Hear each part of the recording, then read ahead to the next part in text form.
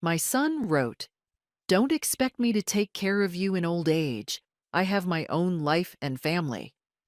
I silently nodded and changed my will. The next morning, he burst into my house and, "Good day, dear listeners. It's Clara again. I'm glad you're here with me. Please like this video and listen to my story till the end, and let me know which city you're listening from. That way I can see how far my story has traveled. I used to think I had done everything right. 43 years of marriage to Harold, 2 children raised in a White House on Elmwood Drive in Beaverton, Ohio, a vegetable garden in the backyard, church on Sundays, pot roast on Fridays. When Harold died 7 years ago from a heart attack in the kitchen, just stood up from his chair and was gone before he hit the floor, I grieved, I cried, I sold his truck, and then I kept living. Because that's what you do. You keep living. My daughter Patricia lives in Portland with her husband and their 2 kids. She calls every Sunday, visits at Thanksgiving, sends cards on my birthday with a little handwritten note inside. She is not rich. She is not glamorous. But she is present, and presence, I have learned, is the only currency that actually matters. My son Derek lives 20 minutes away. He used to visit often, back when Harold was alive, and the house smelled like fresh-cut grass, and there was money flowing easily. Derek would sit at the kitchen table, drink my coffee, talk about his business ideas, always another business idea, and leave with a check tucked in his jacket pocket. A loan, he always called it. I never called it back. He married Tiffany 12 years ago. She is a pretty woman with sharp eyes and a laugh that sounds rehearsed. She calls me Mom, but has never once asked me how I was sleeping, whether my knee still ached in the cold, or what I thought about anything at all. She talks about their house. They bought a large colonial in Westerville, about their vacations, about the renovation they were planning for the master bath. She talks the way people talk when they want you to understand what their life costs. Their daughter Emma is 19 now, a sophomore at Ohio State. She is the best thing Derek ever did, and I mean that plainly and without insult. Emma calls me on Tuesday evenings. She comes over on Saturday mornings and eats my scrambled eggs and tells me about her classes and her friends and a boy she is not sure about. I look at her face and see Harold's cheekbones, and I am grateful. For a while, things felt manageable. I had my routine, my house, my garden, my Tuesday calls with Emma. I had 72 years of a life well examined, if not always well lived. I thought I understood my family. I was wrong. The first sign came 14 months before everything fell apart, though I did not recognize it as a sign at the time. Derek came over on a Wednesday afternoon. Unusual, he rarely visited midweek. And he walked through the house in a way I had not noticed before, not admiring it, measuring it. He paused at the entrance to the living room and looked at the ceiling. He opened the coat closet briefly, then closed it. He stood in the kitchen and glanced at the window above the sink with an expression I cannot fully describe, except to say it was the expression of a man calculating square footage. "Just checking in," he said. I made him coffee. We talked about nothing. He left. The second sign came 3 months later, when Tiffany mentioned, quite casually, over Easter dinner, that a house 2 streets over had sold for $410,000. She said it the way you say something you have been waiting to say. She watched my face when she said it. I changed the subject. The third sign was the loudest, and it came on a Tuesday evening in September, 9 months ago. Derek called. Not Emma, Derek. And the call lasted 11 minutes. He told me that he and Tiffany had been discussing the future. My future. He said with a careful, neutral voice that they wanted to make sure I was thinking ahead. He used the phrase, "when the time comes," 4 times. He suggested I speak with a financial advisor. He mentioned, briefly, that they had been looking at some properties, just looking, near their neighborhood. Senior living communities. Independent living, he said, as if the word independent was a gift he was offering me. I told him I was not interested. He told me I was being stubborn. And then, this is the part I returned to, the part I keep turning over like a stone in my hand. He said, "Mom, you need to be realistic. I have my own life, my own family. You can't expect me to drop everything to take care of you when you get older. That's not fair to Tiffany. That's not fair to us." I was sitting in my kitchen. The light over the stove was on, casting that pale yellow glow I have always found comforting. My tea was going cold. I looked at the wall where Harold's photograph hangs, him in his fishing hat, squinting into the sun, smiling that wide, unguarded smile. And I felt something settle in my chest. Not grief, not anger. Something quieter and more decisive. "I understand," I said. I did not cry. I did not argue. I simply sat with what I had just heard and let it become real. My son had just told me I was on my own. What I did next surprised even me. I did not sleep that night. I lay in the dark in the bedroom Harold and I had shared for 31 years, and I looked at the ceiling, and I did what I have always done when something is too large to hold all at once. I broke it into parts. Part 1. What had Derek actually said? He had said he could not be expected to care for me in my old age. He had said it was not fair to Tiffany. He had said I needed to be realistic. He had not said he loved me. He had not said he was sorry for bringing it up this way, over the phone, without warning, without gentleness. He had stated terms. The way you state terms in a negotiation. Part 2. What did Derek stand to inherit? The house on Elmwood Drive, which Tiffany had just told me was worth over $400,000, possibly more. Harold's life insurance, which I had invested conservatively over 7 years, approximately $230,000 in a Vanguard account. A small piece of land in rural Pennsylvania that Harold's father had left us, roughly 12 acres, worth perhaps $60,000. A 2019 Subaru. The furniture, the silver, the jewelry, somewhere between $500,000 and $600,000, depending on the market. Part 3. What was currently in my will? I had written my will in 2019, 2 years after Harold died, with a lawyer named Gerald Whitman, whose office was downtown and smelled of old paper and good intentions. I had split everything equally between Derek and Patricia. 50-50. Simple. Clean. The way Harold would have wanted it. I lay there in the dark and I thought, Derek knows this. He has known this for years. And what I understood now, fully, finally, without the soft filter of maternal hope, was that Derek's relationship with me had become, at some point I could not precisely identify, a financial arrangement in his mind. I was not his mother. I was the custodian of an asset he was waiting to collect. The fear came then. Not fear of Derek exactly. Fear of my own blindness. How long had this been true? How many of those visits, those coffees, those easy conversations had been, on his side, maintenance work? Keeping the asset warm? I thought about Tiffany's eyes at Easter dinner, watching my face when she mentioned the sale price 2 streets over. I thought about Derek walking through my house on that Wednesday in July, pausing at the coat closet, looking at the kitchen window. They had been planning. I got up at 4 in the morning and made myself tea and sat at the kitchen table with a legal pad and a pen. Harold had been a practical man, an engineer, and he had taught me the value of writing things down. If it's in your head, he used to say, it's a worry. If it's on paper, it's a problem, and problems have solutions. I started writing. I wrote down the value of the estate as best I could estimate it. I wrote down the names of everyone I trusted. Patricia's name was at the top. Emma's name was below it.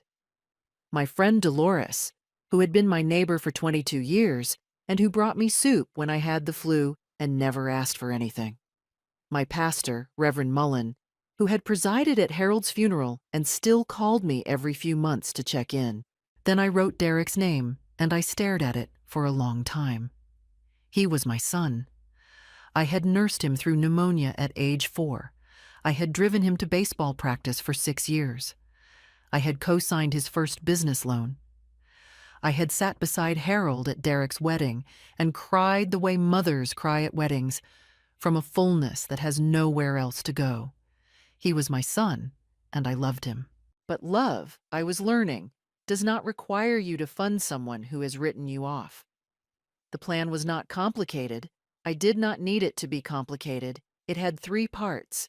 First, I would contact Gerald Whitman and change my will. Not impulsively, not in anger, but thoughtfully and legally and with full documentation of my mental clarity at the time of signing. The house would go to Emma. The investment account would be split between Patricia and 2 charities Harold had supported in his lifetime: the local food bank and the Children's Hospital in Columbus. The Pennsylvania land would go to Patricia outright. Derek would receive nothing. Second, I would tell no one. Not yet. Not Patricia, not Emma, not Dolores. I would keep this private until the paperwork was signed and filed, because I knew that if Derek caught even a whisper of what I was doing, he would act. And I did not yet know the full shape of what he was capable of. Third, I would document everything, every call, every visit, every comment about the house, about my health, about senior living communities. I would write dates and times in a notebook I would keep in the drawer beneath Harold's photograph. Evidence, if it ever came to that. I called Gerald Whitman's office at 9 o'clock the next morning when they opened. His assistant, a patient woman named Renee, told me Mr. Whitman had an opening Thursday afternoon. "I'll take it," I said. I sat back down at the kitchen table with my cold tea and looked out the window at the garden. The last of the summer tomatoes were still on the vine, a little past their best, but still holding on. So was I. Gerald Whitman's office was exactly as I remembered it. The dark wood paneling, the framed diplomas behind his desk, the faint smell of old paper that I had always found oddly reassuring. He was a careful man in his late 60s, precise with language, unhurried in his manner, the kind of lawyer who reads every word and charges you for the privilege. I sat down in the leather chair across from his desk and told him what I wanted. He listened without interrupting, his hands folded on the desk, his expression neutral in the practiced way of lawyers and doctors and people who have heard difficult things many times before. When I finished, he asked me several questions. Was I under any pressure to make these changes? No. Had anyone threatened me or offered me inducements? No. Had I discussed this with my other beneficiaries? Not yet. He made notes. He asked about Emma's age, 19, and explained that since she was an adult, the bequest to her was straightforward. He explained the specifics of how the land transfer to Patricia would work, the tax implications, the timeline. Then he looked up from his notes and said, "Marjorie, you understand that once this is filed, it becomes a legal document, and while you can always change it again, the current version will be the operative will unless you do so." "I understand," I said. "And you're certain?" I thought about Derek's voice on the phone, the flat, administrative tone. "That's not fair to Tiffany. That's not fair to us." "I'm certain," I said. We scheduled a signing appointment for the following Thursday. I drove home on the highway with the radio off, thinking. It was the following Monday that I received the first real evidence. Not a suspicion, not a chill on my neck, but a concrete, documentable fact. And it arrived in the form of an envelope. The postal carrier had misdelivered it. It was addressed to Derek Haywood at his home address on Stonebridge Road, but it had been placed in my mailbox, presumably because we share a last name, and the carrier had made an error. I almost drove it over to his house without opening it. Almost. It was from a real estate agency called Premier Property Solutions. The return address was Columbus. Inside was a single sheet of paper, professionally formatted. with a header that read, Preliminary Property Valuation Summary. Below that, Property, 14 Elmwood Drive, Beaverton, Ohio. Below that, an estimated market valuation, a brief assessment of the property's condition and lot size, and a note that read, As discussed with client D. Haywood, attached. Please find projected net proceeds following standard commission and closing costs. My house, my address, Derek's name as the client. I sat in my car in the driveway and read it twice. He had contacted a real estate agency to value my house. He had done it, as best I could tell from the date stamp on the letter, 6 weeks ago, while I was still alive, while I was still living in it. He had not mentioned it to me. He had not asked my permission. He had simply initiated a valuation as if the property were already his to assess. I went inside, sat at the kitchen table, and placed the envelope on the surface in front of me. I took my notebook from the drawer beneath Harold's photograph and wrote the date, the time, and a description of the document. Then I put the letter in the plastic folder I had bought at Walgreens the day after I called Gerald Whitman's office. Evidence folder, already 2 weeks old and already necessary. That evening, Derek called. It was a short call, 5 minutes, unremarkable on its surface. He asked how I was feeling. I said fine. He mentioned that Tiffany had been thinking about having me over for dinner soon. I said that sounded nice. He said he hoped I was thinking about my long-term situation. I said I was always thinking about my long-term situation. He paused at that, just a half-second pause, and then said goodbye. I sat with the phone in my hand after he hung up and asked myself, does he know I've contacted Gerald? No, he couldn't. Renee was a professional, and Gerald's office had no reason to contact Derek. But he was watching, checking in more than usual. Tiffany had texted me twice that week, once to share a recipe, once to ask if my hip had been bothering me. Small contacts, innocuous individually, but together, forming a pattern of surveillance dressed up as concern. Was I being paranoid? I genuinely considered the possibility. I was 72 years old, and I was sitting alone in my kitchen, building an evidence folder and listening for meaning in brief phone calls. That sounded, on the surface, like the behavior of a woman tilting toward suspicion. But then I looked at the Premier Property Solutions letter. Number 1, I was not being paranoid. I went to bed early, read for an hour, and turned out the light. Before I fell asleep, I thought about Emma, who was coming over Saturday morning for scrambled eggs, and would tell me about the boy she was not sure about. I would not tell Emma any of this yet. She was 19, and she loved her father, and she deserved to remain outside this for as long as possible. But I would remember that she was the person I was protecting the house for. The second Thursday arrived gray and cold, the sky the flat white of Ohio in October. I dressed carefully that morning, not out of vanity, but because I had learned, in 72 years, that how you present yourself shapes how you are received. And I intended to be received as a woman of full and clear mind. I wore my dark blue dress, Harold's pearl brooch at the collar, low heels. I did my hair. I looked in the bathroom mirror and said out loud to myself and to Harold's photograph on the dresser, I know exactly what I'm doing. Gerald Whitman's assistant Renee had the documents ready. Gerald and I reviewed them together, clause by clause, unhurried. He had prepared everything correctly. The house to Emma in full, the investment account divided between Patricia and the 2 charities, the Pennsylvania land to Patricia, the Subaru to the Beaverton Food Bank's delivery program. Derek's name did not appear anywhere in the document. I signed on every line where Gerald placed a small yellow arrow. Renee witnessed. Gerald notarized. He handed me a copy in a sealed envelope and told me the original would be filed and stored securely. That's it? I asked. That's it, he said. I thanked him, shook his hand, and walked out into the parking lot. The cold air was sharp. I stood beside my Subaru for a moment and breathed it in. It took Derek 4 days to find out. I do not know precisely how. My best reconstruction is this. Derek, growing suspicious after my increasingly neutral phone manner, called Patricia. Patricia, who knew nothing of the will change, said something that inadvertently confirmed I had been in contact with Gerald Whitman.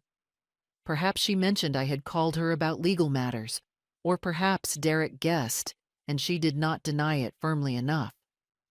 Patricia called me that evening, flustered, saying Derek had asked strange questions about my plans, and she wasn't sure what she had said. The following morning, a Sunday, Derek came to my house without calling first. I heard his car in the driveway and watched through the front window as he came up the walk. His face was tight. Tiffany was in the passenger seat. She had not gotten out, which told me this visit had been calculated. Her presence in the car was pressure, not participation. I opened the door before he could knock. "Derek," I said. "We need to talk," he said. I let him in. I did not offer coffee. He stood in the living room, the same room he had measured with his eyes 14 months ago. And he told me he had heard I had been to see a lawyer. His voice was controlled, but there was something running underneath it, a current of agitation. He asked if I had changed the will. I looked at him for a moment. My son, 48 years old, standing in my living room on a Sunday morning, demanding to know what I had done with my own property. "Derek," I said, "my will is my business." His voice shifted. "Mom, I'm trying to protect you. There are people who take advantage of older women who live alone. Gerald Whitman is expensive, and he doesn't have your best interests at heart. He has his fee in mind. If you've made changes without consulting anyone—" "I consulted my attorney," I said. "That's who one consults about legal matters." "What did you do?" His voice was louder now. "Did you cut me out? Is that what this is?" "I think you should leave." "This is insane." He stepped closer. Not threatening, precisely, but the movement was not gentle either. "That house is worth nearly $500,000. Do you understand what you're doing? You're going to hand it over to who? Emma? Emma is 19 years old. She can't manage a property. You're going to give it to Patricia, who lives in Oregon and doesn't even come home for Christmas half the time? This is irrational, Mom. This is... I'm telling you right now, I will contest this. I have grounds, diminished capacity, undue influence. On what basis? I asked. My voice was steady. I was surprised by how steady it was. He opened his mouth and closed it. I signed a legal document in an attorney's office with full witness and notarization, I said. I was dressed, coherent, and arrived by myself in my own car. Gerald Whitman has been practicing for 30 years and will testify to my full mental clarity. If you contest this, you will spend money on lawyers and you will lose, and I will make sure Emma knows exactly why you lost. That last sentence landed.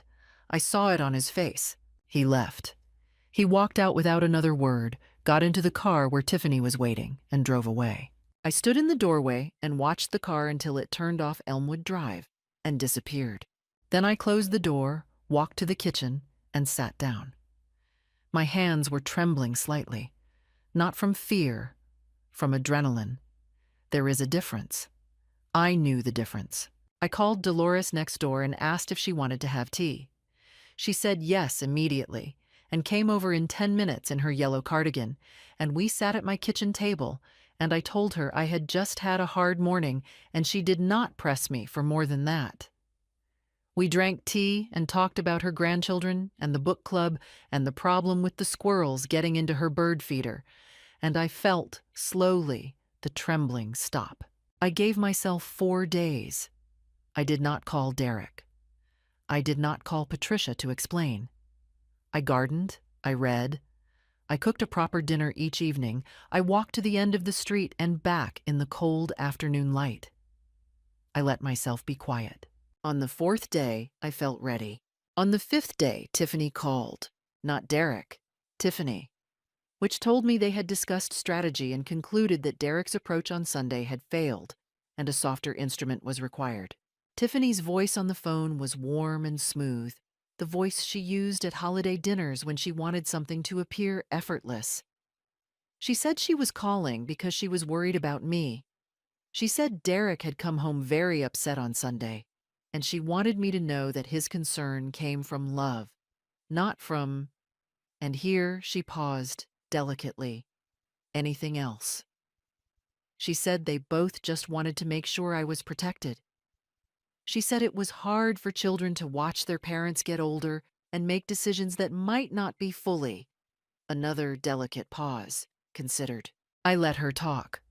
I made no sound except an occasional to indicate I was still on the line. When she finished, I said, "Tiffany, I appreciate the call. We just want to sit down with you," she said. "As a family, no lawyers, no documents, just a conversation." "I'll think about it," I said. I had no intention of thinking about it. After I hung up, I sat for a moment and noticed, with some interest, that I felt nothing. Not anger, not sadness, not the faint, sick guilt that used to accompany any conflict with Derek. Just clarity. Like a window that had been fogged for a long time and was now, finally, clean. Was there a version of this where Tiffany's concern was genuine? Where Derek's anger was really grief? A son fearing loss, reacting badly, capable of remorse and change? I turned it over, honestly. I had known Derek for 48 years. I had watched him react to disappointment since he was 4 years old. He did not absorb it and grow from it. He waited for the obstacle to be removed or wore it down through persistence. The anger in my living room on Sunday had not been the anger of a hurt child. It had been the anger of a man who believes something is owed to him and has found it withheld. I knew my son. It was Emma who gave me the social ground I needed. Not that she knew she was doing it. She came over that Saturday as usual, eggs and coffee, and I looked at her face across the table and decided, carefully, to tell her a portion of the truth. Not everything, but enough so that she was not blindsided later. I told her that I had updated my legal documents as people my age should do periodically, and that I had spoken with my lawyer. I told her that some of the decisions I had made might surprise her father. I told her that whatever she heard from her parents' side of this, she should know that I had made my decisions with full clarity and with love, and that I had made them for reasons that were mine to hold. Emma set down her fork and looked at me with Harold's eyes. "Grandma," she said, "whatever you decided, I trust you." I had to look out the window for a moment. I also called Patricia that week and told her more fully what had happened. The phone call in September, the property valuation letter, the Sunday confrontation. Patricia was quiet for a long time, and then she said, "Mom, I'm so sorry I didn't see this sooner." She did not ask about the will. She did not ask what she had been left. She asked whether I was safe and whether I needed her to come. That, I thought, is the difference between my two children. Dolores, who had lived next door for 22 years and who had known Harold and who had no stake in my estate whatsoever, became my quiet anchor through this period. She came over twice that week with no agenda other than company. She had been through her own version of family difficulty, a brother who had contested her mother's estate years ago, and she did not offer advice I had not asked for. She simply sat with me. Sometimes the most sustaining thing a person can offer is just their steady, undemanding presence. Reverend Mullen called on Wednesday, as he did every few months. I told him I was managing a family difficulty. He asked if I wanted to talk about it. I said not yet, but I thanked him. He said I knew where he was. I did know, and knowing was enough. By the end of that week, I had something I had not had in September, when Derek's voice had come through the phone flat and administrative in the dark. I had people. Patricia, who knew the full picture and was standing behind me quietly from Portland. Emma, who trusted me without asking for reasons. Dolores, who showed up with tea and no agenda. Reverend Mullen, a phone call away. Derek and Tiffany were watching and waiting. I could feel it the way you feel weather before it arrives. A pressure in the atmosphere. A stillness that is not peace. Let them watch, I thought. I was ready. They came on a Saturday, 3 weeks after the Sunday confrontation, and they brought a casserole. That detail still strikes me, even now. A casserole dish covered in foil, something with chicken and rice, carried up my front walk by Tiffany in a cream-colored sweater. Derek just behind her, with his hands in his pockets and his face arranged into an expression of careful humility. I watched them from the window before I opened the door. They had rehearsed this, I was certain. Not necessarily in explicit conversation, but in the way couples rehearse things without speaking, calibrating their approach through shared glances and assumed understanding. I let them in. I put the casserole on the kitchen counter without offering to heat it. I made coffee because it was the right thing to do, and I would not be made impolite by their bad behavior. We sat at the kitchen table, the same table where I had made my list on the legal pad, where I had drunk my cold tea in the dark, where Harold had sat for 31 years in the chair to my left, and Tiffany started talking. She had prepared an approach that I recognized as sophisticated, which gave me a grudging moment of respect for the effort, even as I cataloged each move as it was made. Move 1. Acknowledgement. Derek said he knew he had come on too strong last month. He said he was sorry for raising his voice. He said he had been stressed about work. There had been complications with a contractor, money had been tight, and he had not handled things well. The apology was fluent and contained just enough specificity about external pressures to sound genuine. Move 2. Reframing. Tiffany took over. She said they weren't here to argue about the will. They understood I had the right to do whatever I chose with my property. They respected that. But, and here was the pivot, they were worried about the people I had been listening to. She mentioned Patricia gently, noting that Patricia lived far away and didn't really understand the day-to-day realities of my situation. She mentioned Gerald Whitman by name, suggesting, very carefully, that lawyers sometimes encourage changes in documents because it generated more billable work. She did not say this crudely. She said it with the voice of a daughter-in-law who was simply, reluctantly, sharing a concern. Move 3. The offer. Derek leaned forward. He said he wanted to make a proposal. What if I considered a shared arrangement? The house could be placed in a family trust, not transferred outright, just restructured, which would protect it from probate, from taxes, from complications. He and Tiffany would be co-trustees. This would give me security, give Emma stability, and protect the asset for the whole family. I looked at him across my kitchen table. My son, 48 years old, leaning forward with his hands flat on Harold's table, proposing that I hand him legal authority over my house while I was still in it.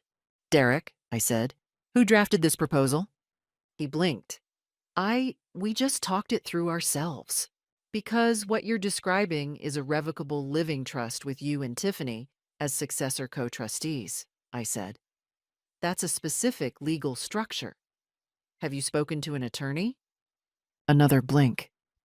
We've done some research. I see. I picked up my coffee cup. I won't be doing that. Tiffany's warmth shifted, just slightly, like a lamp dimming. Mom, we're trying to help you. I know you are, I said, and I've heard you. My answer is no. Derek set his jaw. The rehearsed humility dropped, not completely, but enough. You're going to end up alone, he said. You understand that? Patricia isn't going to fly in from Portland every time you fall down in the garden. Emma is 20. She has her own life ahead of her. You're cutting off the people who are right here, 20 minutes away. And yet, I said, You've told me not to count on you. Silence. You said those words to me, Derek. On the phone, in September.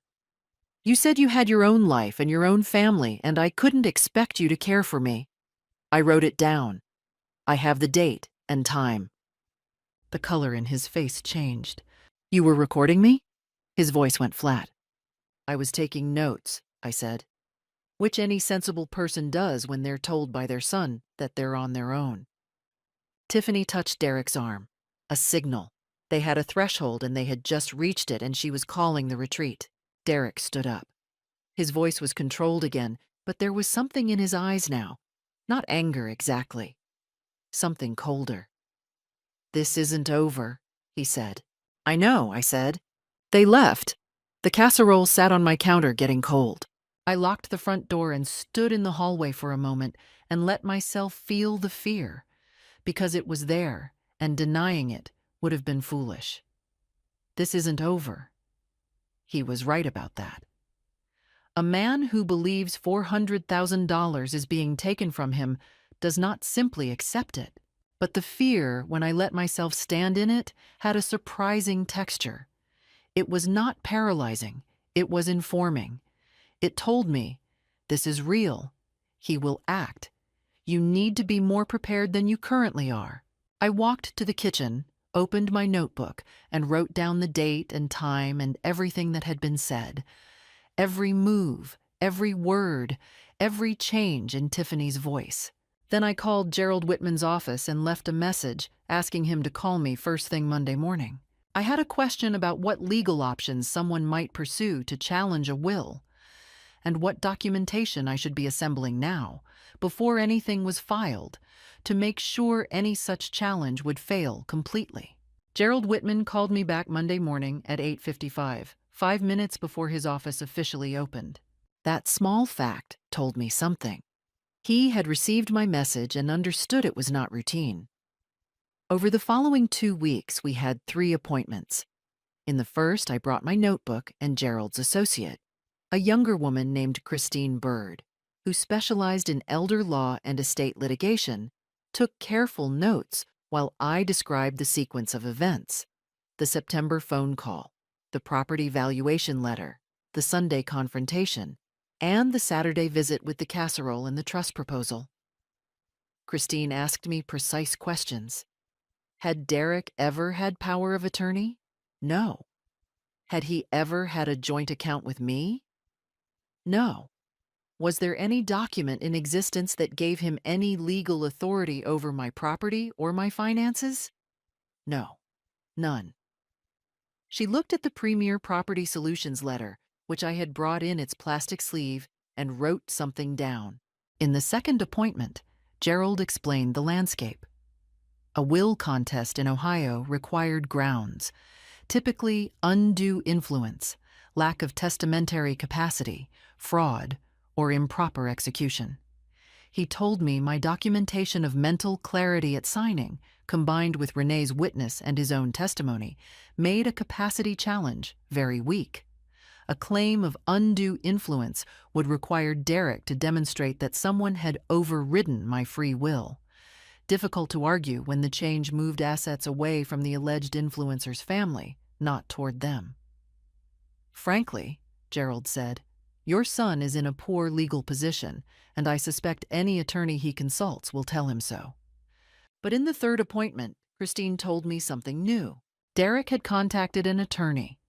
His name was Robert Page, a Columbus litigator.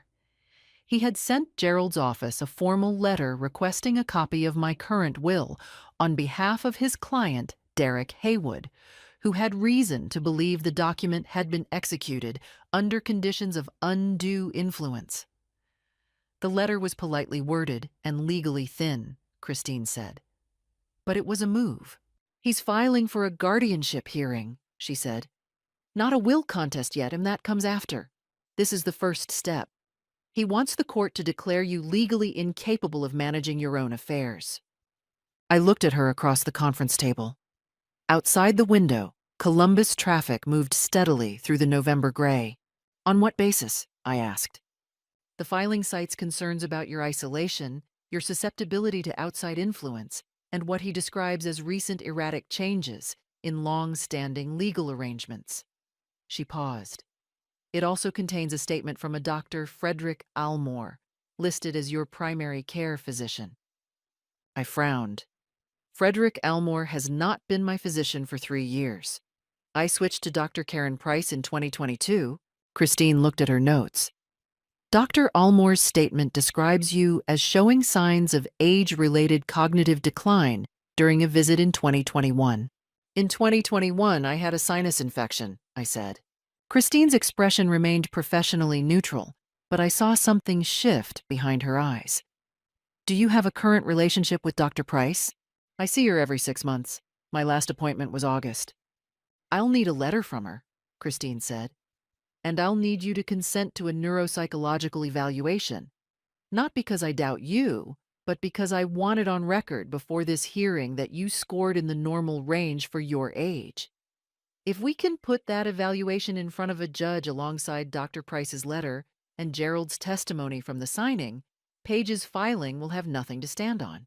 The guardianship hearing was scheduled for a Thursday in December. I arrived at the Franklin County Courthouse with Christine and with Patricia, who had flown in from Portland the night before.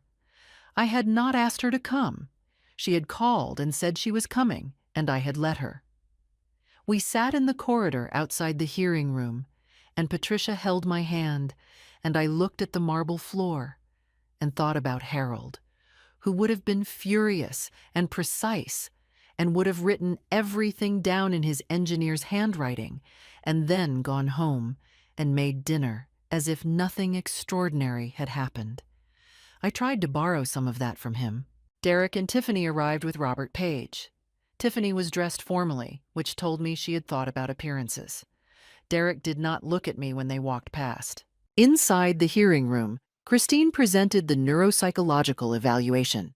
I had scored in the upper range for my age cohort on every measure. She presented the letter from Dr. Price, who had examined me 8 weeks ago and found no cognitive impairment whatsoever. She presented Gerald Whitman's signed account of the will signing, including his professional judgment that I had been clear, deliberate, and fully oriented at the time of signing. Then Christine presented the Premier Property Solutions letter. There was a pause in the room. The judge, a woman in her 50s with reading glasses on a beaded chain, looked at the letter and then looked at Robert Paige and asked him to explain why his client had initiated a market valuation of his mother's property without her knowledge, while simultaneously pursuing a guardianship petition on grounds of her diminished capacity. Paige began a response about good faith concerns for a parent's welfare. The judge removed her glasses. Counsel, she said, your client's actions appear to reflect anticipatory estate management rather than filial concern. A guardianship petition requires evidence that the respondent is incapable of caring for herself.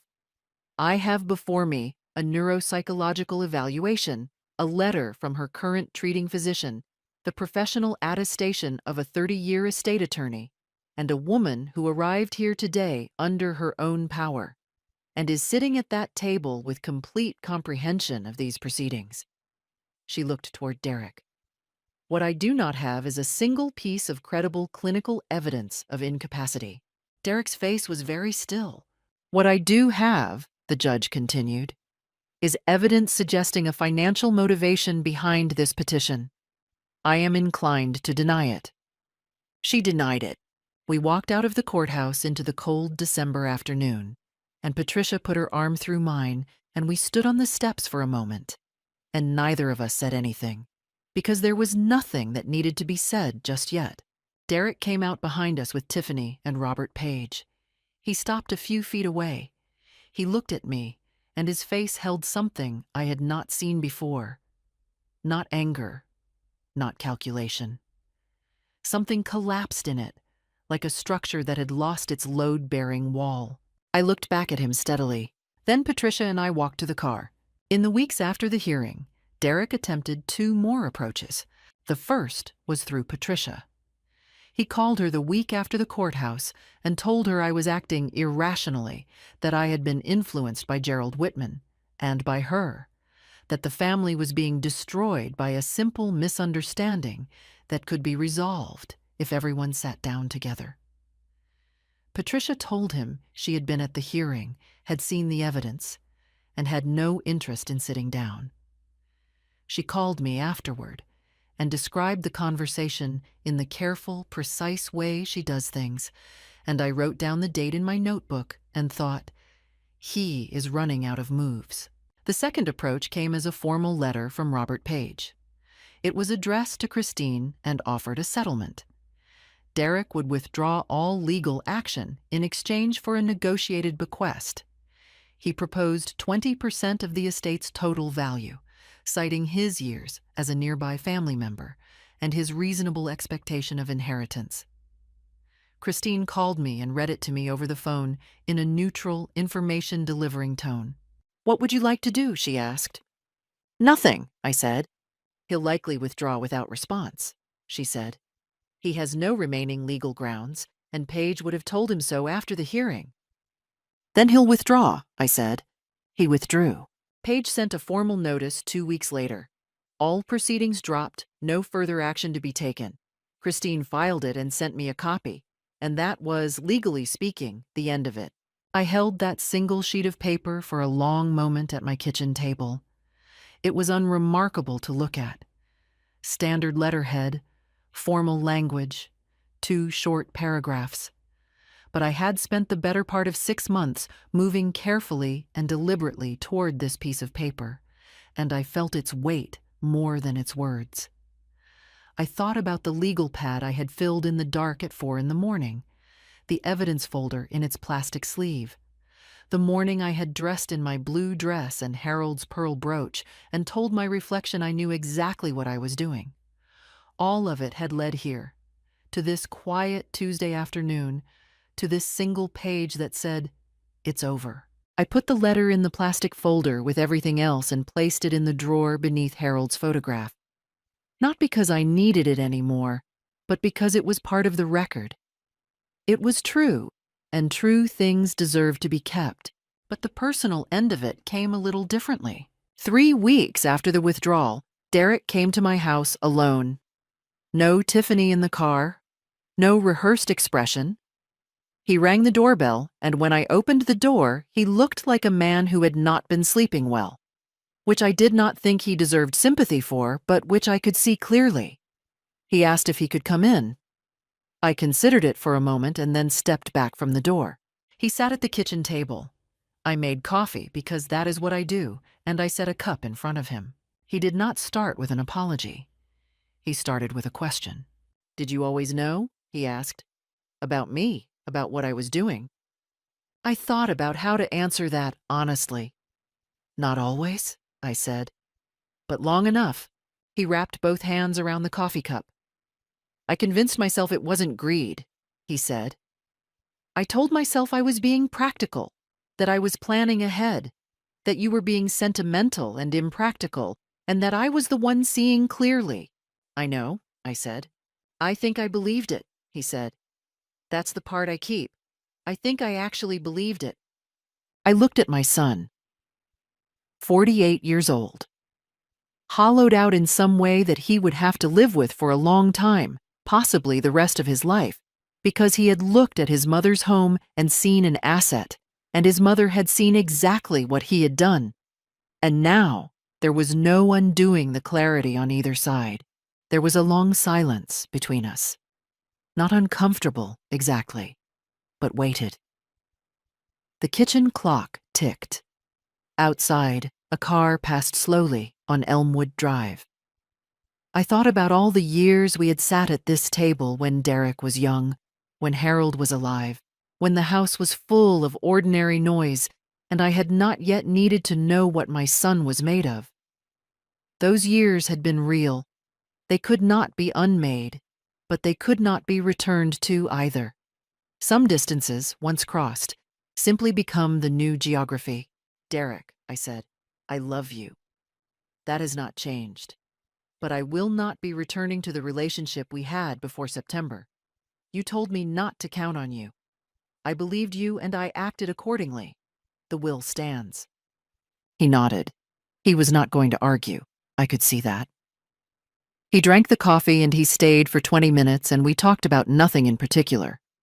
The weather, a road construction project on the highway, a television series someone had told him to watch. The conversation of two people who have said what needed to be said and are now learning to exist in the space that remains. When he left, he did not say goodbye at the door the way he used to, with a quick squeeze of my shoulder. He just said thank you and walked to his car. I watched him drive away. Then I went back to the kitchen, poured out the rest of my coffee, and stood at the window looking at the garden. The November soil was cold and bare. In spring, I would plant again. Tomatoes, the climbing beans Harold always liked, zinnias along the south fence for the bees. The house was quiet. It was mine. The legal documents were filed and secure in Gerald Whitman's office. Emma would inherit it someday, in what I hoped was a very long time, and she would walk through the rooms and remember her Saturday mornings here, the scrambled eggs and the coffee, and the boy she had not been sure about. The food bank would receive a share of Harold's careful savings. The Children's Hospital in Columbus would receive another. Patricia would have the Pennsylvania land. Everything was, at last, arranged exactly as it should be. I washed the 2 coffee cups and put them away. Spring came early that year, which felt, though I am not a superstitious person, like a small gift. The garden recovered before I did, in the way gardens do, quietly and without drama, the soil responding to warmth before anything visible happened above it. I planted in March, earlier than I should have, and lost only 2 of the tomato seedlings to a late frost, which is better than average. By May, the climbing beans had reached the top of the trellis Harold had built in 2003 from cedar posts and wire, and I stood at the kitchen window in the morning with my coffee and watched them move in the breeze and felt something settle in my chest that had been unsettled for a very long time. Patricia came for a full 2 weeks in June. She slept in the guest room, and we cooked together every night and watched old films and went to the farmer's market on Saturday mornings, and it was the best visit we had ever had, because for the first time, there was nothing between us that needed to be managed or avoided. She cried once, briefly, on a Thursday evening, saying she was sorry it had taken all of this to make her understand how much she had taken our closeness for granted. I told her not to be sorry. I told her she was here. Emma graduated from Ohio State the following May, 2 years after everything, with a degree in environmental science. She had a job offer already from a conservation nonprofit in Columbus, a real position with a salary and benefits, the kind of start that fills a grandmother's heart with a very particular pride. At the graduation dinner, she sat next to me and leaned her head briefly against my shoulder, the way she had done at 7 years old. And I thought, Harold would have loved this moment so much he would have had to leave the table for a minute. Dolores and I started a habit of Sunday dinners, alternating houses, which we had talked about for years without doing, and which turned out to be one of the best decisions either of us made. She was a better cook than I was. I had a better wine collection, left over from Harold's careful purchases over the years. We were, between us, well provisioned. Reverend Mullen organized a small tutoring program at the church for children who needed reading help, and I volunteered every Tuesday afternoon. 3rd and 4th graders sitting across from me at folding tables in the fellowship hall, sounding out words. After 43 years of teaching, I had thought I was done with classrooms. I was not. There is something about watching a child read a sentence they couldn't read the week before that I have never been able to find elsewhere. Life was, in the simplest and most accurate sense, good. Derek and Tiffany I learned through Emma over time, and not through gossip. Emma was not a gossip, but through natural account. We're managing a difficult period. The business problems Derek had mentioned at the kitchen table, which I had assumed were a manipulation, turned out to be real. A contractor dispute had become a lawsuit, which he had partially won and partially lost, incurring significant legal costs. He had taken a second mortgage on the Stonebridge Roadhouse in the previous year to cover expenses. This I did not know until Emma mentioned carefully that her parents were going through some financial stress. Tiffany had reduced her own hours at the salon she co-owned to manage costs. I did not feel satisfied by this. I want to be precise about that, because the easy version of this story would include some satisfaction, and I think honesty matters more than narrative neatness. I felt something more complicated, a kind of heavy recognition that Derek's difficulties were real and that he had created most of them himself, and that there was nothing I could or should do about that, and that the love I had for my son did not require me to rescue him from consequences he had earned. Emma saw her father occasionally. The relationship was strained, as she told me once directly, in the way she had of being direct. He had not apologized to her for putting her grandmother through what he had put her through. He had not explained or accounted for it. He had simply continued forward as people do, carrying the weight of what they have done without quite acknowledging it. Emma was patient with him the way young people are sometimes patient with their parents, not with illusions, but with a kind of clear-eyed acceptance. She came to see me most Saturdays, my Emma. Still the scrambled eggs, still the coffee, though sometimes now she brought pastries from a bakery near her apartment. She was full of her work, a watershed project, a school outreach program, a grant application she was helping to write. She talked and I listened and occasionally said something useful, and mostly just was glad to be in the same room with her. One Saturday, in early fall, she arrived with a young man she had mentioned, cautiously, over several months. He was tall and quiet, and thanked me for the coffee twice, and helped clear the dishes without being asked. Harold used to say you could tell everything you needed to know about a person from how they behaved in someone else's kitchen. By that measure, Emma had made a very good choice. After they left, I sat in the quiet kitchen in the low afternoon light and thought about all of it.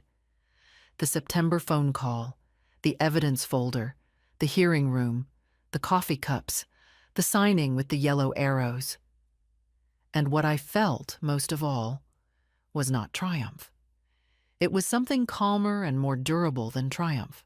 I was here, in my house, in my garden, in my life, on my own terms. I was 74 years old, and I was exactly where I had decided to be. That was enough, more than enough. I have thought many times since all of this about what I would tell a woman sitting in her kitchen with cold tea, listening to her son tell her she is on her own. Believe him, not in bitterness, in clarity. When someone shows you who they are, accept the information. Your name on a legal document is a language some conversations can only be held in. Use it while you still can. And the people who show up without being asked, they are the inheritance that matters most. What would you have done? Tell me in the comments. Thank you for listening. My son texted, "You're not invited to dinner. My wife doesn't want to see you here." But it was I who gave them the house they live in. I said, okay, and canceled 134 payments. The next morning, "Good day, dear listeners. It's Clara again. I'm glad you're here with me. Please like this video and listen to my story till the end, and let me know which city you're listening from. That way I can see how far my story has traveled. My name is Margaret Ellen Calloway, and I have lived long enough to know that silence can be the loudest sound in a room. I turned 68 the spring before everything changed. I had a vegetable garden that I tended every morning before the dew dried. A golden retriever named Biscuit, who slept at the foot of my bed, and a checking account I managed with the same quiet discipline I had applied to every corner of my life for 40 years. I was a retired high school English teacher. I graded papers, I grew tomatoes, I paid my bills on time, and I loved my family with the kind of stubborn, unconditional love that I had always believed was its own reward. My late husband, Gerald, passed in 2019. He left me modest savings, the small ranch house where I still live, and the memory of a man who said what he meant and meant what he said. We raised one son together, Daniel James Calloway. He had his father's jawline, and for a long time, I believed he had his father's character too. After Gerald died, I made a decision that I told myself was practical and loving in equal measure. Daniel and his wife, Kristen, had been renting an apartment in Phoenix, struggling to keep up with rising prices, talking constantly about wanting space, wanting stability, wanting a yard for the children they hoped to have one day. So I used $180,000 of my savings, the portion Gerald and I had set aside after selling a second property, and I helped them purchase a house. Not a loan, a gift. I signed the paperwork. I transferred the funds. I sat at the closing table and shook the real estate agent's hand and felt, in that moment, like the luckiest mother alive. The house was a 3-bedroom ranch in a quiet suburb of Phoenix with a covered patio and a backyard with 2 old mesquite trees. It was not a mansion. It was a home, and I gave it to them freely because that is what mothers do, or at least that is what I believed then. For the first year after they moved in, things were pleasant enough.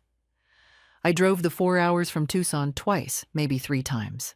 I brought casseroles and helped Kristen hang curtains. Daniel called most Sundays.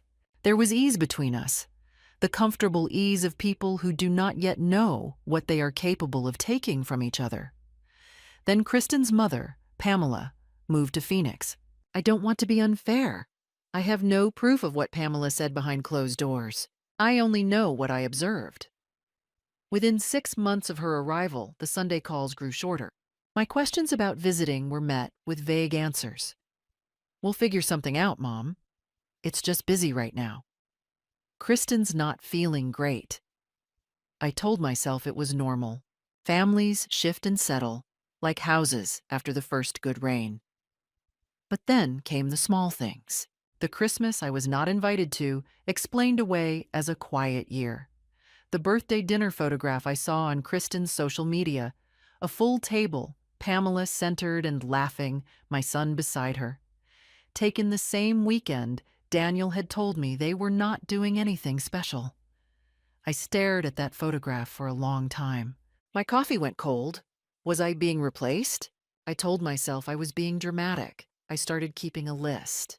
Not because I am a suspicious woman by nature, but because I am an English teacher, and English teachers know the power of writing things down. The list grew slowly. A canceled visit, an unanswered text, a holiday that passed without my name in it. Still, I made excuses. I increased the automatic payments I had been quietly making to help them, the monthly transfer that covered their property taxes, the streaming subscriptions I had added to my account for them, the grocery delivery I had set up after Kristen mentioned she was exhausted. 134 separate recurring charges across credit cards, bank accounts, and subscription services. I had never counted them until the morning after. The morning after started with a Tuesday evening in September. I was sitting in my kitchen, the last of the summer light going orange through the window, Biscuit asleep under the table, when my phone buzzed. A text from Daniel. I picked it up, expecting a grocery question or a forwarded meme, the small, ordinary currency of our communication. What I read instead was this: Mom, I need to be straightforward with you. Kristen is not comfortable with you visiting. She doesn't want you in this house. Please don't come for Thanksgiving. You're not invited to dinner. I read it 3 times. Then I set the phone face down on the table and looked out the window at my garden, where the last of the tomatoes were still hanging on the vine, red and quiet and indifferent. The house he lived in, the house I had given him. Was this really what 40 years of love had purchased? I didn't cry that night. I simply sat there until the room went dark, and I thought about what, exactly, I had built, and how quickly a person could be locked out of it. I did not sleep that night. I lay in the dark with Biscuit pressed against my side, and I ran through the inventory of my choices. Every transfer, every subscription, every quiet act of financial support I had extended over the preceding 3 years. In the morning, I got up before 5, made coffee, and sat down at my desk with my reading glasses and my laptop. It took me 4 hours. 4 hours to compile the complete list of what I had been providing to Daniel and Kristen's household on a recurring basis. I opened every bank account, every credit card statement, every email confirmation I had ever filed in the folder I labeled, with an optimism that now seemed almost comic. Family. When I finished, I had a spreadsheet with 134 line items. The property tax installment payments, 2 per year, routed through an automatic transfer I had set up when they closed on the house. The Netflix subscription, the Hulu subscription, the HBO subscription, the Disney Plus account I had added when Kristen mentioned wanting to watch something with her nieces. The grocery delivery service, $200 a month average, sometimes more. The Amazon Prime membership billed to my card, which they used for household purchases, freely and frequently. The monthly transfer I had labeled in my own account simply as Daniel, $500 each month, initially meant to help them build an emergency fund, continued quietly because no one had ever suggested stopping it. The Spotify family plan, the pest control service I had signed them up for after Daniel mentioned finding scorpions in the garage, the landscaping company that came twice a month, their older daughter's extracurricular activity fees, gymnastics. I had paid a full semester without being asked twice, and on and on. Small payments and large ones. Ordinary kindnesses compounded over 3 years into something that, added up in a single column on a Tuesday morning, became a number that made me set down my coffee cup very carefully. Over 36 months, I had contributed an average of $3,200 per month to their household, on top of the original $180,000 gift that had made the house possible. I was not a wealthy woman. I was a retired teacher living on a pension and Social Security and carefully managed savings. I had given them more than a house. I had given them, quietly and without condition, a way of life. And I had been told I was not welcome at their table. The fear arrived then, real and cold, settling in my chest the way the desert cold settles before sunrise. Sudden, total, inescapable. Not fear of them, fear of myself. Fear that I had, through gentleness and a refusal to see clearly, built my own trap. Fear that I had confused being needed with being loved. I sat with that fear for a while. I think that is important to acknowledge. I did not leap up and make phone calls. I cried, finally. The quiet, dry crying of someone who is more exhausted than heartbroken. I took Biscuit for a long walk. I ate toast standing at the counter and watched the neighbor's sprinklers run and thought about Gerald, about what he would have said. Gerald, who never wasted a dollar or a feeling, who would have looked at my spreadsheet and said quietly, "Margaret, a gift given under false pretenses is not a gift. It is a loan that was never repaid." He would have been right. By noon, the fear had not left. But something had moved in behind it, filling the space the way furniture fills an empty room. Methodical, purposeful, solid. I was not going to let this stand. Not because I wanted revenge. I want to be clear about that, even now. I am not a vengeful woman. I am a precise one. And what I wanted, with a precision that surprised even me, was the truth made visible. I wanted the accounting to be complete. I wanted the people who had decided I did not belong at their table to understand, fully and finally, what that table had cost. I opened a new document. At the top, I typed a single line. What do I have the right to do? Then I called my friend Patricia. Patricia Hendricks and I had taught at the same high school for 19 years. She was 71, sharp as a sewing needle, and she had been through a divorce and an estate battle and a neighborhood dispute that had ended with a formal mediation, all of which had given her what I can only describe as a practical fluency in the language of legal possibility. "Tell me everything," she said, before I had even finished explaining. So I did. When I finished, there was a pause on her end, and then she said, "Margaret, the first thing you need to do is call an attorney. Not because you want to sue anyone, because you need to understand what you are actually holding before you decide whether to put it down." She recommended someone, a woman named Carol Reyes, who practiced family and property law in Tucson, and who, according to Patricia, had the rare quality of telling clients what was true rather than what they wanted to hear. I wrote the name down. I did not cancel the payments yet. I did not respond to Daniel's text. I simply sat with my list and my decision and the name on the paper in front of me, and I understood that I was standing at the edge of something I could not uncross once I stepped over it. I thought about that for a long time. Then I picked up the phone and made the appointment. Carol Reyes's office was on the second floor of a low adobe building on the east side of Tucson, with a waiting room that smelled like printer paper and coffee and the particular quiet of a place where people come with problems they cannot solve alone.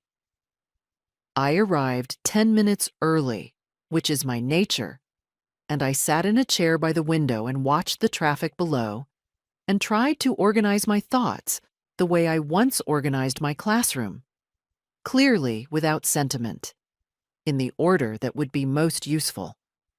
Carol herself was perhaps 50, compact and unhurried, with the kind of face that gives nothing away unnecessarily. She read through the summary I had prepared, 3 pages, itemized, dated, without interrupting me. When she finished, she set it down and looked at me over the rim of her reading glasses. "You understand," she said, "that the house is theirs, legally, outright. You gifted it. There's no mechanism to reclaim a completed gift transfer, absent fraud." "I understand," I said. "But everything else on this list," she continued, tapping the spreadsheet, "is entirely within your control. Every subscription, every payment, every transfer, as long as it originates from your accounts, you can cancel it at will, at any time, without notice." "I know," I said. "I wanted to know if there was anything I should do before I cancel them, legally, anything that protects me." She nodded slowly. "There are a few things. If any of these payments have been represented, in writing or verbally, as a loan, or if you have documentation of any agreement, that changes the picture. Do you have anything like that?" I had brought a folder. Inside it were 3 years of bank statements, every email exchange between myself and Daniel that referenced money, and a series of text messages in which Daniel had, on at least 4 occasions, thanked me for the support in ways that made the amount specific and the gratitude explicit. Carol looked through the folder with the same unhurried attention she had given the spreadsheet. Then she said, "Document everything going forward. Whatever you do, do it in writing. Keep records of every communication. And before you cancel anything, let me draft a formal letter, not threatening, simply factual, that establishes your intent and your reasoning. A paper trail protects you." We met for 90 minutes. When I left, I felt the particular clarifying calm of a person who has stopped guessing and started knowing. I drove home, and I did not cancel the payments yet. Not because I had changed my mind, because Carol had asked me to wait 1 week while she prepared the letter. I agreed. Precision matters more than speed, but something else happened in those 7 days. On Thursday, 2 days after my appointment with Carol, Daniel called me. Not a text, an actual phone call, which had become unusual enough that I noted the time in my records. 7:14 p.m. "Hey, Mom." His voice was careful in a way I recognized immediately. the voice of a man who has been briefed. I just wanted to check in. I know my text the other night was kind of abrupt.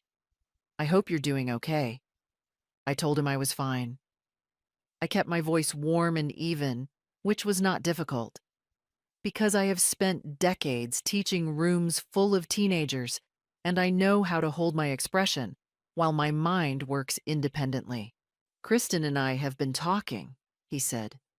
We just need some space right now. It's not personal. It's not personal.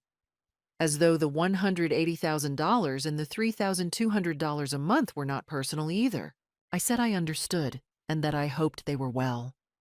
I asked about the children. He told me. We spoke for 11 minutes and nothing real was said on either side. After I hung up, I sat for a long time and thought about the timing of that call. 2 days after I had visited an attorney's office. Had someone seen me? Had someone mentioned it? Tucson is not a small town, but coincidences in family conflicts rarely are. The proof, the real proof, the kind Carol had asked me to watch for, came on Saturday. Patricia called me. She had been at a garden club meeting the previous afternoon, a thing she attended monthly at a community center near the university. Kristen's mother, Pamela, had been there. Pamela, who had apparently made a new friend in Patricia's garden club without either of them knowing the connection.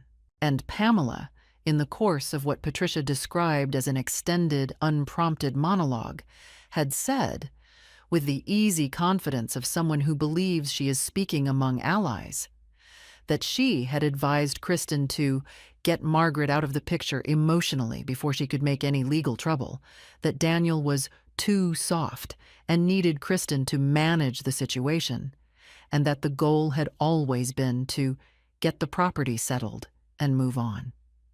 Patricia had written it down in her little notebook on the drive home. She read it to me verbatim. I sat very still on my back porch, biscuit at my feet, the desert evening going copper and purple around me. The mesquite in my yard was still. The air was dry and cool. Get Margaret out of the picture before she could make any legal trouble. So this had been deliberate, not a drift, not a thoughtless slight born of busy lives. A strategy. Pamela's strategy, fed to Kristen, executed through Daniel. I called Carol the next morning and told her what Patricia had reported. Carol advised me to have Patricia write a signed statement while the memory was fresh. Patricia agreed without hesitation. On Monday, I received Carol's letter. I read it carefully. Then I opened my laptop, pulled up my spreadsheet, and for the next 2 hours, I canceled every single item on the list. 134 payments. Gone. I did not feel anger when I clicked the final confirmation. I felt the particular functional relief of a problem properly named. What I did not yet know was how quickly they would notice, and what they would do when they did. They noticed within 48 hours. I had expected it would take longer. I had perhaps underestimated how closely their household budget had come to depend on what I had been providing. The grocery delivery didn't arrive on Wednesday. The pest control company called Daniel on Thursday to inform him that the account had been closed. The $500 transfer that was supposed to hit their account on the first of the month did not appear. One by one, like lights going out in a house at the end of a night, the cancellations registered. I was in my garden on Friday morning, cutting back the dead tomato vines, when my phone began to ring. Kristen. I looked at the screen for a moment, then answered. Margaret. Her voice was tight and very controlled, the voice of a woman who has rehearsed. I think there's some kind of problem with your accounts. Several things seem to have been canceled. Yes, I said. I kept my voice pleasant and even. I reviewed my finances last week and decided to make some adjustments. Everything is intentional. A pause. What does that mean? It means I canceled the payments I was making on your behalf, all of them. Another pause. Longer this time. When she spoke again, the control in her voice had cracked slightly at the edges. Margaret, some of those are things we depend on. The tax payments, the. I understand, I said. You'll want to make arrangements. She hung up. I went back to my garden. The morning was cool and the light was good, and Biscuit was chasing something imaginary along the back fence. I allowed myself 10 minutes of simple, uncomplicated peace. It lasted about 3 hours. At noon, a car pulled into my driveway that I recognized as Pamela's white Buick. Behind it was Daniel's truck. I watched from the kitchen window as all three of them, Daniel, Kristen, and Pamela, walked to my front door together. It was not an accidental visit. It had been organized.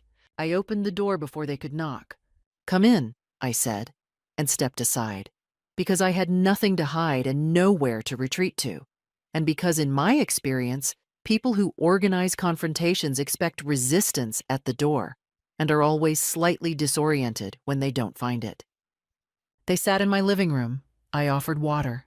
No one took it. Pamela sat in the chair nearest the door, which I noticed. Daniel spoke first.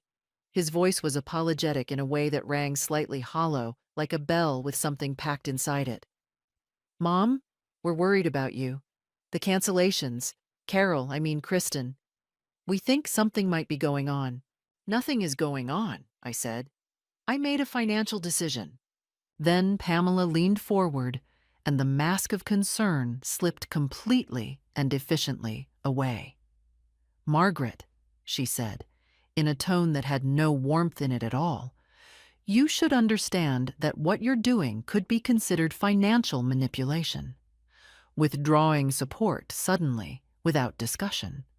A lawyer could look at that as—" "I've already spoken to a lawyer," I said. "She reviewed everything. I'm happy to give you her contact information." Pamela stopped. The silence in the room was extraordinary. I watched Kristen's face, which had gone very still, and Daniel's, which had gone a color I had not seen on him since he was a boy and had broken something valuable. Then Pamela changed her approach, as I had expected she would. She softened her voice and talked about family, about the grandchildren, about how much Daniel needed me, about how Kristen had been under so much pressure and perhaps had not handled things well. She said that what had been texted was not what was meant. She said they wanted to fix things. She said they had come to make peace. "I appreciate that," I said.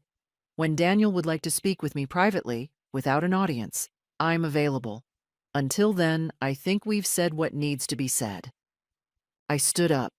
I walked to the front door and opened it. For a long moment, no one moved.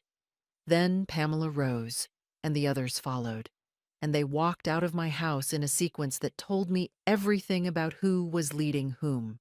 I closed the door and stood with my hand on it until I heard the cars leave. Then I went to my bedroom and sat on the edge of the bed, and I shook. Finally. Not from fear, but from the sheer physical effort of holding still while being pressured, the way a tree shakes after a wind passes through. I called Patricia. She answered on the second ring, as she always does. "They came," I said. "I know," she said. "How are you?" "Intact," I said, and I meant it. For the next 4 days, I did very little. I read. I walked with Biscuit in the mornings. I called Carol once to update her, and she said with quiet approval that I had handled the confrontation correctly. I ate dinner on my back porch and watched the stars come out over the desert, which is one of the great, uncomplicated pleasures of living in southern Arizona. And I did not think about spreadsheets or attorneys or the particular expression on my son's face when I opened my front door to him. I rested. I had earned it. And I knew, with the steadiness of someone who is committed to a direction, that what came next would require everything I had. The call came on a Tuesday, 10 days after I had shown them to my door. Daniel, this time alone. No Kristen in the background. No conference call quality to the silence. Just my son's voice, which I had known for 41 years and which still, underneath everything, carried the faint register of the boy who used to bring me grasshoppers in his cupped palms and present them like gifts. "Mom," he said, "I'd like to come see you. Just me. Can I do that?" I said yes. I meant it. Whatever Pamela had built around my son, he was still my son, and I had not given up on the distinction between Daniel the man and Daniel the person being managed. He came on Saturday. He sat at my kitchen table and I made coffee, the real kind, not the pod machine, because some rituals are worth preserving. He looked tired. He had lost a little weight, which I noticed the way mothers notice things: cataloging, filing, not commenting. We talked around the edges of it for a while. He asked about my garden. I asked about the children. There was something almost tender in the first 20 minutes, the way tenderness sometimes survives long past the environment that produced it. Then he said carefully, "Mom, we've been struggling since the changes. Kristen is really stressed. The tax payment especially. We weren't prepared for that." "I understand," I said. "I know I handled the text message badly," he said. "I know Kristen and I haven't.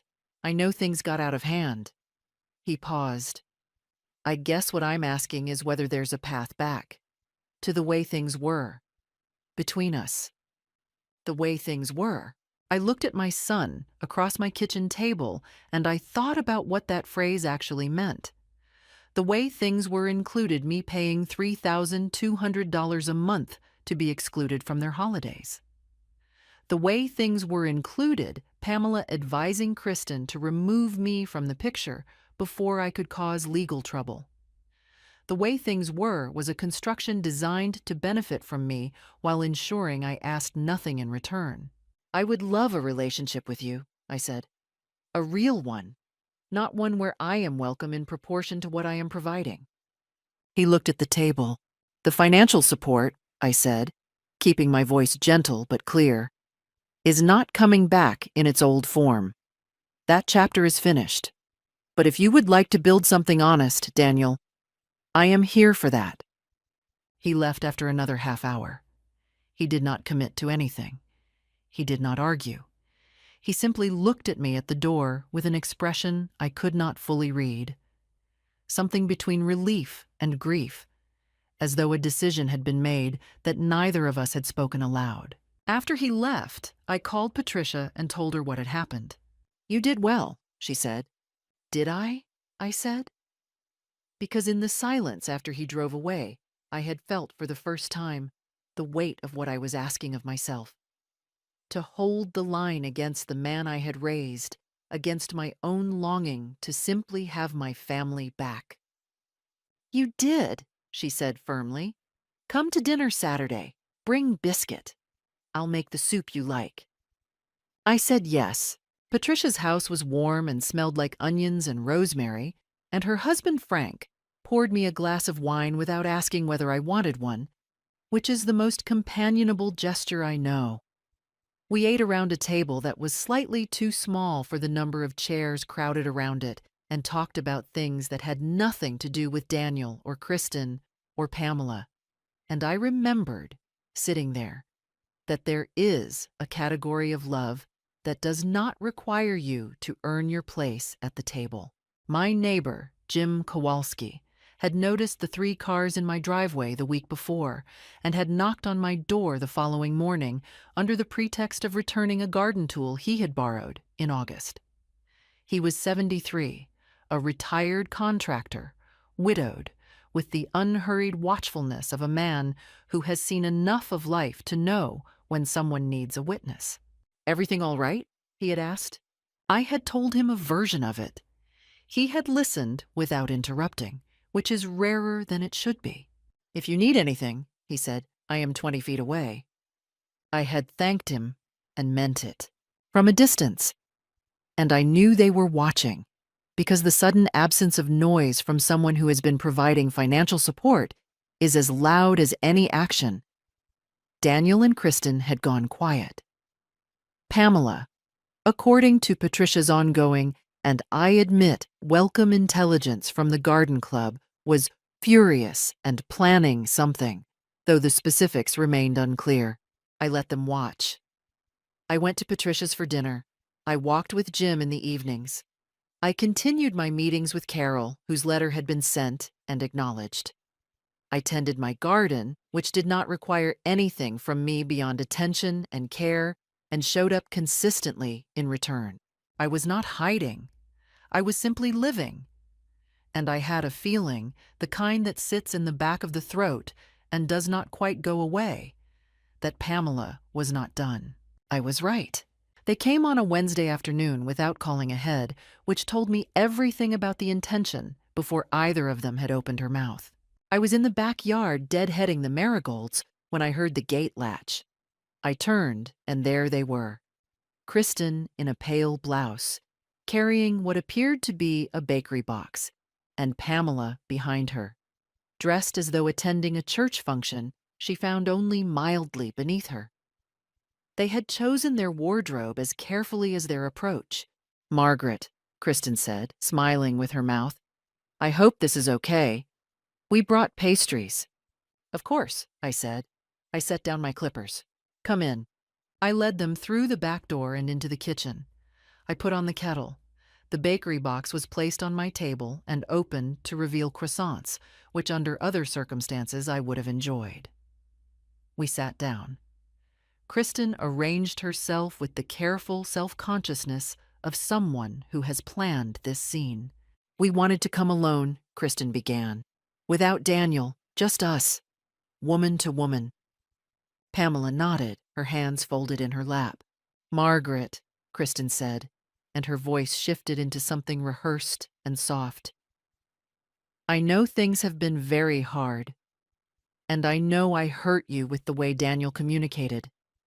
That wasn't fair. You deserve better than that." I waited. "You are family," she continued. "The children ask about you. Emma asked last week why Grandma Margaret hasn't come to visit." She paused at the name, letting it sit there like a piece of furniture placed deliberately in a doorway. That broke my heart. It really did. "I would love to see Emma," I said, which was true. "Then let's fix this," Kristen said, leaning slightly forward, and here the softness in her voice shifted, barely perceptibly, into something with an understructure of pressure. "We can go back to the way things were. All of it. We'll set a date for Thanksgiving. I'll call you every week. The kids need their grandmother. You need your family. That's what matters, isn't it? Not all of this. Not the financial stuff. Not the financial stuff." As though $180,000 and 3 years of monthly payments were a minor administrative matter that had gotten slightly out of hand. "I agree that the children matter," I said. Pamela spoke then, for the first time, and her voice had none of Kristen's practiced softness. "Margaret, you have to understand that what you're doing, the lawyer, the canceled payments, all of it, it's tearing this family apart. Daniel is a wreck. The children are confused. At some point, you have to ask yourself whether being right is worth losing everything." I looked at her. She held my gaze with the confidence of a woman who has won these conversations before. "I haven't lost anything," I said. "I've gained clarity." Kristen's smile faded by exactly 1 degree. "We're asking you to be the bigger person here, Margaret. For the children, for Daniel. You've made your point. But this is real life, not a—" "Kristen," I said quietly, "you came here today with pastries and a speech about the grandchildren because you need me to restore the payments. I understand that. I am not confused about what this visit is." I looked at them both. "I love Emma. I love all of them. That will not change. But I will see them as their grandmother, not as a financial service." The room went quiet in the way rooms go quiet when something final has been said. Kristen's face went through several expressions quickly, the way faces do when a rehearsed scenario has reached a line the script didn't include. Pamela's face settled into something harder and colder than what she had arrived with. "You'll regret this," Pamela said. It was not said loudly. It was said with the flat certainty of a woman who intends to make it true. "Perhaps," I said, "but not today." I walked them to the door. The bakery box remained on my table. They did not take it. I stood at the window and watched Pamela's white Buick reverse out of my driveway with a speed that expressed what she had chosen not to say. Then I turned and looked at my kitchen and my table and the box of croissants and biscuit asleep in the corner, and I felt it. Fear.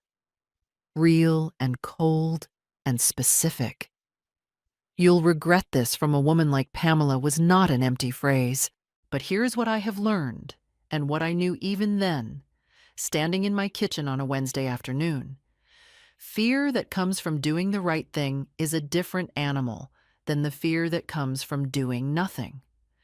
The first kind is frightening, yes, but it has a floor. You can stand on it. And once I understood that, the fear became something else. Something that straightened my back and steadied my hands. I called Carol the next morning and told her about the visit. "Document it," she said. "Time attendees what was said, as much as you can remember." I wrote 4 pages. I had been an English teacher. I remember dialogue. And then I waited, because I understood now that Pamela would not accept a quiet withdrawal. She would escalate. It was in her nature, and I needed to be ready for it. The climax arrived, dressed as a phone call from Daniel on a Thursday evening, 5 weeks after the visit from Kristen and Pamela. "Mom," he said, "I think we need to talk, all of us. Can you come to Phoenix?" I said yes. I had been expecting it. Carol had been expecting it too, and we had prepared. I drove to Phoenix on a Saturday morning, which is a drive I have made enough times to know its rhythms. The long, flat stretch of I-10, the way the landscape opens up past Picacho Peak, the ring of mountains around the city that never seems to get closer until suddenly you are inside it. I had made this drive to bring casseroles and help hang curtains. Now I made it with a folder on the passenger seat and Carol's voice in my memory reminding me, let them speak first. Let them commit to their version. Then present what you have. Daniel and Kristen's house, my house, in the way that a thing you have paid for is yours even when it legally isn't, looked the same as always. The mesquite trees in the yard, the covered patio. I rang the doorbell rather than walking in, which I had always done before, because the gesture felt appropriate.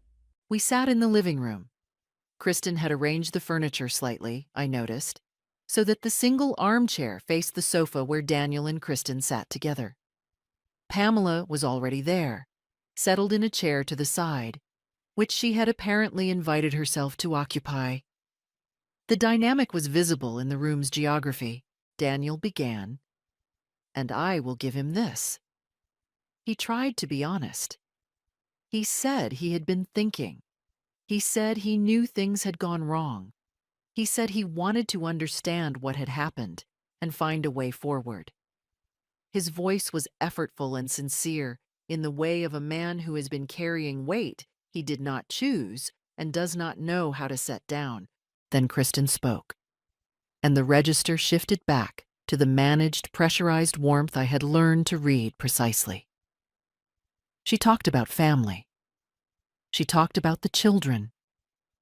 She said again that she was willing to move forward, to put the past behind them. And then she said, with the careful casualness of someone who has been coached, that perhaps some of the financial arrangements could be revisited in a more formal, structured way. Now that everything was out in the open, I looked at her. I looked at Daniel. I looked at Pamela, who was watching me with the sharp, measuring stillness of someone waiting for the moment to intervene. I opened my folder. "I'd like to share something," I said. "And I'd like everyone to hear it, so there are no questions later about what was said." I had printed 3 things. The first was the signed statement from Patricia, recording Pamela's remarks at the garden club meeting. The language about getting me out of the picture before I could make any legal trouble. About Daniel being too soft. About the goal of getting the property settled and moving on. The second was the timeline Carol had prepared. Every payment, every communication, the formal letter establishing my intent, the documentation of the Wednesday visit from Kristen and Pamela. The third was a single page, which Carol had helped me draft, that I had entitled simply, "A Summary of What Has Occurred." I handed a copy to each of them and let them read. Pamela got to the garden club statement first. I watched her face, which went from vigilance to something I had not seen on it before. The brief, unguarded look of a person who has been caught. It lasted perhaps 3 seconds. Then her expression rearranged into controlled anger. "That is hearsay," she said. "Patricia Hendricks does not like me, which is well documented." "Patricia signed a sworn statement," I said. "She included the date, the location, and the names of 2 other people who were present. I had not known, when I reported this, whether it would hold up in a formal legal proceeding. Carol had told me clearly that it might not, but it did not need to. It needed only to hold up in this room." Kristen had turned a color I did not have a name for. She looked at Daniel. Daniel was looking at the paper in his hands, with an expression I recognized as the expression of a man reading something he had, on some level, already known. "Daniel," I said, and I made my voice as gentle as I could manage. "I did not come here to punish you. I came here because you are my son, and because I believe you are a decent person who allowed himself to be managed into a situation that you would not have chosen, clearly. You can see now what that situation was." Pamela stood up. "This is absolutely unacceptable," she said, and her voice had lost the church function smoothness entirely. "You come into this house that your son and daughter-in-law have built."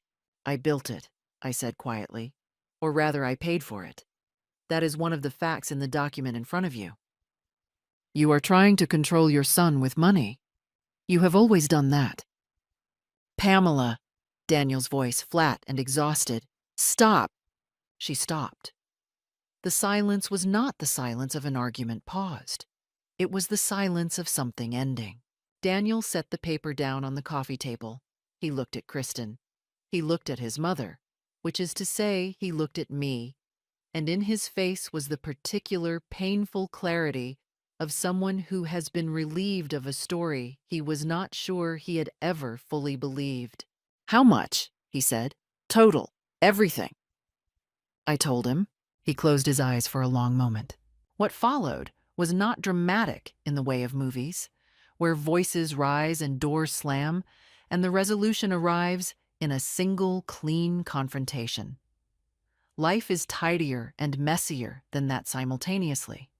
What followed was a series of conversations, decisions, and consequences that unfolded over the next several weeks with the quiet, irresistible logic of things that have been too long delayed. Daniel called me the morning after the meeting. He had not slept, which I could hear in his voice.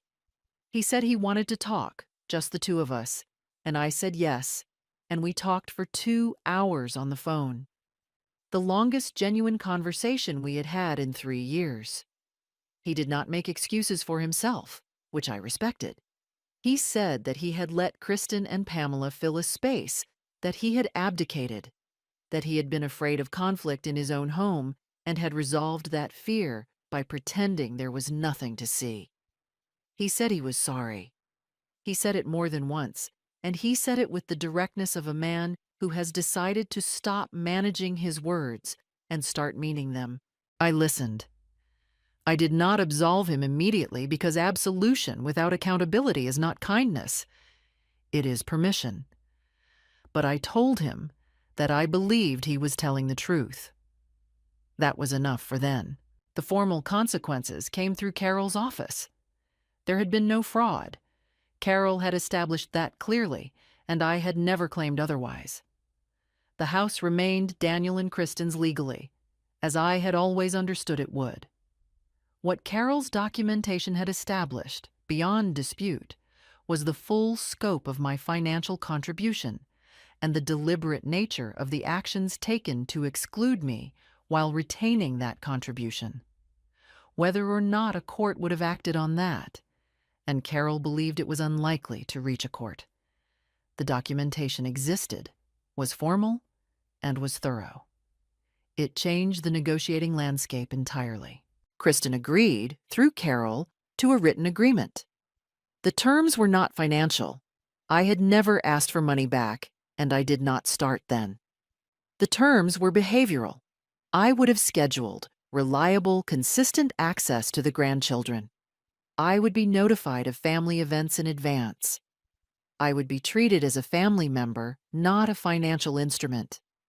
Violations of the agreement would be documented and addressed formally. Was it everything I had lost? No. Some things cannot be returned. 3 years of Christmases. A relationship with my son that had been allowed to hollow out. The comfortable certainty I had once had that the people I loved were who I believed them to be. Those things were simply gone, and I had learned, somewhere in the long, quiet months of that year, to hold that loss without letting it become the whole of the story. Pamela presented the most interesting outcome. She did not, as I had half expected, disappear quietly. She attempted to insert herself into the negotiations, sending a series of messages through Kristen that Carol dismissed with a single response, citing the signed statement. She called Patricia to dispute the account of what had been said at the garden club, a call Patricia recorded on her phone, in the way of a woman who has been in legal disputes before and knows what is useful. The recorded call, in which Pamela's denial of her own words became increasingly incoherent, was added to the documentation file. Within a month, Kristen asked Pamela to reduce her involvement. I do not know exactly what was said between them, but I know the outcome. Pamela moved back to her own city before the year was out, and her presence in Daniel and Kristen's household became, according to the children, increasingly limited. I drove to Phoenix for Thanksgiving.